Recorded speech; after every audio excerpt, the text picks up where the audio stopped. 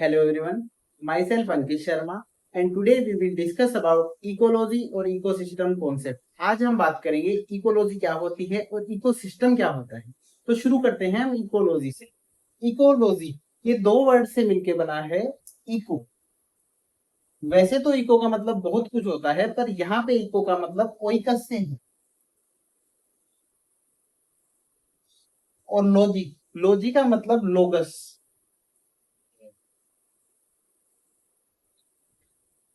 ओइकस का मतलब होता है होम, घर या आवास। और लोगस का मतलब होता है स्टेडी। ये इकोलॉजी वर्ड का मीनिंग होता है। और इकोलॉजी किसे कहते हैं इसकी हम बात करते हैं तो इकोलॉजी का मतलब होता है इंडिविजुअल्स के बीच में जो इंटरेक्शंस होते हैं। इंडिविजुअल्स का मतलब जैसे बायोटिक और एबायोटिक कंपाउंड्स। इंडिविजुअल्स के बीच में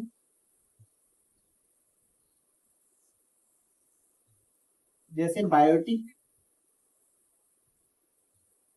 और एबायोटिक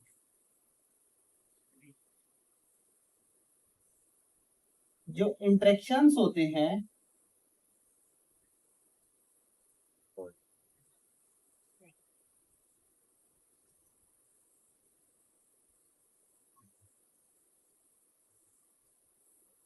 इंडिविजुअल्स के बीच में, बायोटिक और एबायोटिक कंपाउंड्स के बीच में जो इंटरेक्शंस होते हैं उनकी जो स्टडी की जाती है उनको ही हम इकोलॉजी कहते हैं।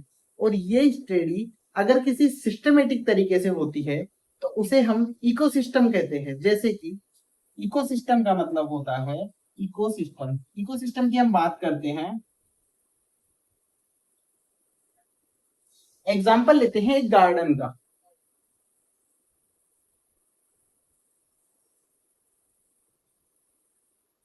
गार्डन में प्लांट्स होंगे, ट्रीज होंगे, श्रब्स होंगे, ग्रास होगी।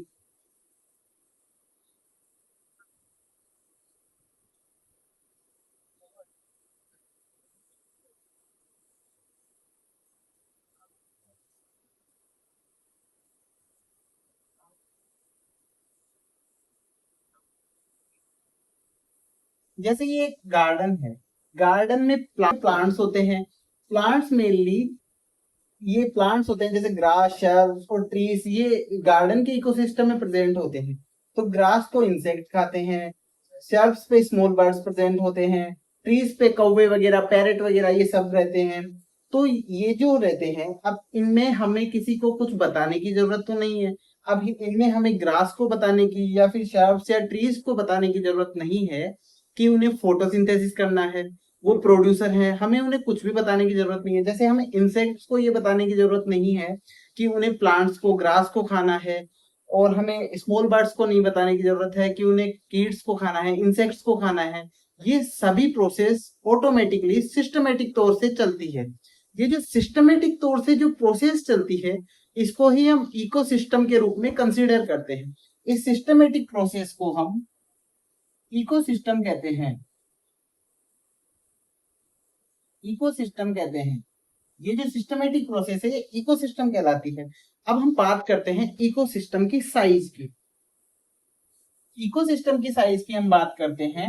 वैसे हमें इकोसिस्टम की साइज की बात करनी नहीं चाहिए, बट एक एग्जांपल के तौर पे हम समझने के लिए इकोसिस्टम की साइज की बात करते हैं। जैसे साइज की बात करते हैं, एक स्मॉल टू स्मॉल इकोसिस्टम की बात करते हैं। स्मॉल टू स्मॉल इकोसिस्टम में हम एग्जांपल लेते हैं वाटर ड्रॉप का। वाटर ड्रॉप का हमने एग्जांपल लिया, ये वाटर ड्रॉप है। अगर इस वाटर ड्रॉप का एक निश्चित टेम्परेचर है, निश्चित टेम्परेचर है,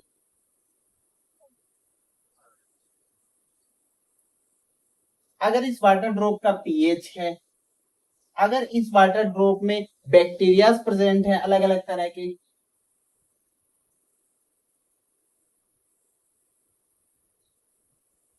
बैक्टीरियाज प्रेजेंट है, इसमें न्यूट्रिएंट्स प्रेजेंट हैं, तो इसको भी हम एक इकोसिस्टम के रूप में कंसीडर कर सकते हैं। पर ये कोई स्टेबल इकोसिस्टम नहीं है, ये बहुत ही जल्दी खत्म हो जाता है, ये इनकी स्टेबिलिटी बिल्कुल जीरो है, बहुत ही कम स्टेबल इकोसिस्टम है। और बात करते हैं हम लार्ज टू लार्ज इकोसिस्टम की, जैसे लार्जेस्ट इकोसिस्टम, तो हम अपनी पूरी अर्थ को भी है एक इकोसिस्टम के रूप में ले सकते हैं। पूरी अर्थ भी एक इकोसिस्टम के रूप में काम करती है। जैसे अर्थ में पाउंड्स है, लेक्स है, रिवर्स है, टेरिस्ट्रियल एरियाज है, पूरे जो भी हैं वो सभी इकोसिस्टम। जैसे कि हम बात करते हैं पाउंड, गार्डन, इन सभी का इकोसिस्टम है। अब हम बात करते हैं जैसे गार्डन के इकोसिस्टम का हम एग्जांपल लेते हैं।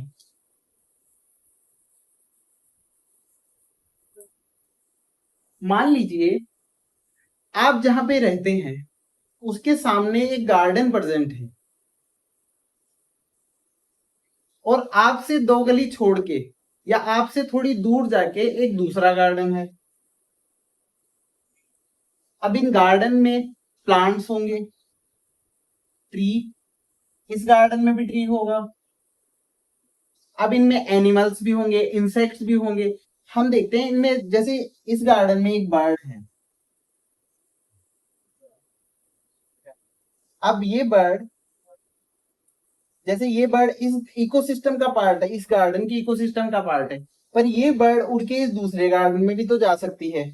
अब ये बर्ड दूसरे गार्डन में जाती है, मान लो ये बर्ड यहाँ पे आया और दूसरे गार्डन में पहुंचने के बाद इसने यहाँ पे एक्सक्रीशन किया, ठीक है, तो इसका एक्सक्रीटरी मैटर जो है वो यहाँ पे गिर गया, और यहां से एक दूसरी बर्ड है वो उड़ के इस गार्डन में आ गई, और यहां से मान लो इस दूसरी बर्ड ने कोई कोई डेथ माउस या डेड माउस उठाया, यहाँ से कोई मरा हुआ चूहा उठाया, और वो इस इकोसिस्टम से, इस गार्डन के इकोसिस्टम से इस दूसरे गार्डन के इकोसिस्टम में आ गई। तो यहाँ पे उसका, जैसे ये चूहा है मरा हुआ, तो यहाँ पे इसका पहले वाले गार्डन में डिकम्पोजिशन होगा। तो सभी इकोसिस्टम एक दूसरे से इंटरकनेक्टेड है, सभी इकोसिस्टम एक दूसरे पे डिपेंड है, कहीं कैसे ना कैसे करके, कोई ना कोई फैक्टर से। तो all ecosystems are open ecosystem, सभी इकोसिस्टम एक ओपन इकोसिस्टम की तरह कार्य करते हैं। तो ऑल इकोसिस्टम्स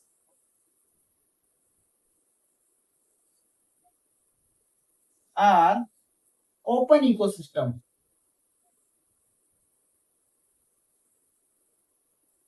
सभी इकोसिस्टम एक ओपन इकोसिस्टम की तरह कार्य करते हैं। ये इकोसिस्टम के बारे में पूरी डिटेल से बात हो गई। अब अपन नेक्स्ट क्लास में देखेंगे कि इकोसिस्टम के कौन कौन से टाइप होते हैं, डीकम्पोजर्स क्या होते हैं, ट्रॉपिकल लेवल्स क्या होते हैं, इन सब की चर्चा हम नेक्स्ट क्लास में करेंगे। Thank you so much for watching this video.